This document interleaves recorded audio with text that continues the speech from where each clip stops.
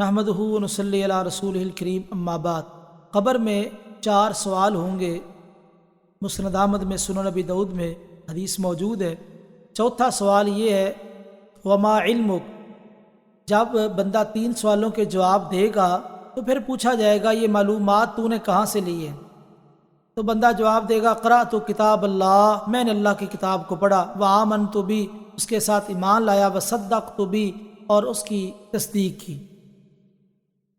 یاد رکھیے یہ جو سوال بڑا اہم سوال ہے کہ یہ معلومات تو نے کہاں سے لی ہے، کہاں سے حاصل کی ہے، یہ علم تجھے کہاں سے ملا ہے؟ ظاہر بات ہے قبر کے اندر سوالوں کے جواب دینا کوئی آسان کام تو نہیں ہے۔ نبی کریم صلی اللہ علیہ وسلم ارشاد فرماتے ہیں کہ قبر میں جو تمہاری آزمائش ہے بھی فتنہ دجال کے قریب قریب ہے۔ اور فتنہ دجال کتنا بڑا فتنہ ہے؟ آپ نے فرمایا آدم علیہ السلام سے لے کے قیامت تک جتنے بھی فتن ہیں سب سے بڑا فتنہ دجال ہے، اور قبر میں بھی فتنہ دجال کے قریب قریب تمہاری آزمائش ہو۔ اور یہ جو سوال چوتھا ہے بڑی اہمیت کا حامل ہے کہ آپ کو یہ معلومات کہاں سے ملی ہے، کہاں سے آپ نے یہ معلومات لی ہے، آپ کو کیسے پتا چلا؟ ربی اللہ، میرا رب اللہ ہے، نبی محمد، میرے نبی محمد صلی اللہ علیہ وسلم ہے، وما دینک، دینی الاسلام، میرا دین اسلام ہے۔ آپ کو کیسے پتا چلا؟ یہ ایک سوال ہے اور بڑا اہمیت والا سوال ہے۔ یہ معلومات کہاں سے لے کے آئے، کیسے جواب دے رہے ہیں؟ تو اس کا جواب قرأت کتاب اللہ، میں نے اللہ کی کتاب کو پڑھا۔ اللہ کی کتاب قرآن مجید، اور قرآن مجید کی توضیح اور تشریح حدیث رسول وہ اس کے ضمن میں موجود ہے۔ میں نے اللہ کی کتاب کو پڑھا ہے، دین کو پڑھا ہے۔ اس سے یہ پتا چلا اللہ کی کتاب قرآن مجید کو پڑھنا چاہیے۔ آج امت مسلمہ زوال پذیر ہے، پستیوں کا شکار ہے۔ آج امت مسلمہ کا قرآن کے ساتھ تعلق بڑا کمزور ہے۔ مولانا عبد المنان راسخ حفظہ اللہ تعالی ہمارے ایک فاضل دوست ہے، نامور خطیب ہے، وہ بیان کرتے ہیں فیصل آباد کا ایک واقعہ۔ کہتے ہیں کہ ماہ رمضان کا مہینہ تھا۔ ماہ رمضان میں لوگ خطیب صاحب کی دعوتیں کر رہے تھے۔ ایک گھر والوں نے کہا کہ ہم بھی دعوت کر دیں۔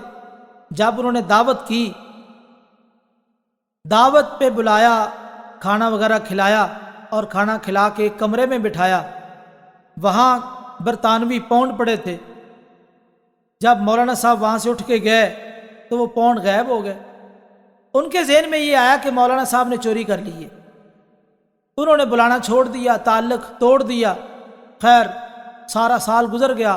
اگلے سال جب رمضان کا مہینہ آیا تو انہوں نے فیصلہ کیا کہ ہم دوبارہ ان کی دعوت نہیں کریں گے، انہوں نے بڑی چغل ماری ہے۔ خیر رمضان کا جب مہینہ آیا، لوگ دعوتیں کر رہے تھے، انہوں نے کہا چلو کوئی نہیں، منہ رکھنے کے لیے دعوت کر دے۔ انہوں نے دعوت کی، اپنے گھر بلایا۔ ذہن میں غصہ تو تھا کہ انہوں نے چوری کی ہے۔ جب گھر بلایا، کھانا کھلایا، کھانا کھلا کے کہنے لگے مولانا ایک گزارش ہے، مسئلہ یہ ہے کہ پچھلے سال آپ دعوت پہ آئے، اگر آپ کو پیسوں کی ضرورت تھی مانگ لیتے، سوال کر لیتے، ہم تو آپ پہ جانے نچھاور کرنے کے لیے تیار ہے۔ آپ کو کیا ضرورت تھی کہ آپ نے وہ پاؤنڈ چوری کر لیے؟ مولانا صاحب آپ کو پتہ ہے کہ میں نے سارا سال آپ کے ساتھ سیدھے منہ سلام نہیں لیا، تو آپ نے یہ کیوں کیا؟ مولانا صاحب نے رونا شروع کر دیا۔ کہا مولانا صاحب آپ روئے نا، میرا اور آپ کا راز ہے، میں کسی کو نہیں بتاؤں گا، روئے نا۔ فرمانے لگے میں ایسا نہیں رو رہا کہ میں نے چوری کی ہے، رونے کی وجہ میری چوری نہیں ہے کہ میں چوری کر رہا ہوں، میں نے کی ہے، بلکہ رونے کی وجہ یہ ہے کہ میں اس کمرے میں بیٹھا، پنکھا چل رہا تھا، وہ ہوا کے ساتھ اڑ رہے تھے، میں نے وہ پاؤنڈ اٹھا کے قرآن کے پہلے صفحے میں رکھ دیے۔ میں نے کہا شام کو کھولیں گے، صبح کھولیں گے تو پیسے نکل آئیں گے۔ میں نے وہ پاؤنڈ قرآن مجید میں رکھ دیے۔ میں اس بات پہ رو رہا ہوں کہ سارا سال گزر گیا اور تم نے جو ہے قرآن کھول کے نہیں دیکھا۔ یہ تعلق ہے آج مسلمانوں کا قرآن کے ساتھ، اور ماشاءاللہ قرآن پڑھنے والے بھی بڑے بے شمار ہیں، سمجھنے والے بھی بے شمار ہیں، لیکن کچھ لوگوں کا یہ حال بھی ہے۔ میں یہ نہیں کہہ رہا کہ پوری امت مسلمہ کی صورتحال یہ ہے، پڑھنے والے بھی موجود ہیں الحمدللہ، قاری قرآن موجود ہے، قرآن کے مفسر موجود ہیں، اور اسی طرح قرآن پہ عمل کرنے والے لوگ موجود ہیں، لیکن بعض لوگوں کی حالت یہاں تک بھی پہنچ چکی ہے۔ ان اللہ یرفع بہذا الکتاب اقواما ویضع بہ آخرین، یاد رکھیں اس کتاب کے ساتھ اللہ کئی قوموں کو بلند کرتے ہیں، کچھ قوموں کو نیچا کر دیتے ہیں۔ آئیے قبر میں جب سوال ہو رہا ہے یہ تو نے معلومات کہاں سے لی، وہ کہتا قرأت کتاب اللہ، میں نے اللہ کی کتاب کو پڑھا۔ آئیے قرآن مجید کو پڑھیے، ترجمہ پڑھیے، تفسیر پڑھیے، سیکھیے، پڑھنے پڑھانے والا ماحول پیدا کرو۔ اور پھر کہا آمنت بھی، میں اس کے ساتھ ایمان لایا، وصدقت بھی، اور میں نے اس کی تصدیق کی۔ یہ تین چیزیں، قرآن کو پڑھنا، ایمان لانا اور تصدیق کرنا، جس آدمی کے اندر یہ تینوں چیزیں موجود ہیں، قرآن کو پڑھتا بھی ہے، ایمان بھی رکھتا ہے اور تصدیق بھی کرتا ہے، تو وہ انشاءاللہ قبر کے اندر فرشتوں کے جو سوال ہیں ان کا صحیح جواب دے سکے گا۔ تو یہ بات بڑی اہمیت والی ہے کہ تو نے یہ معلومات کہاں سے لی ہے؟ میں نے اللہ کی کتاب کو پڑھا ہے، اس لیے دین کو پڑھنا چاہیے۔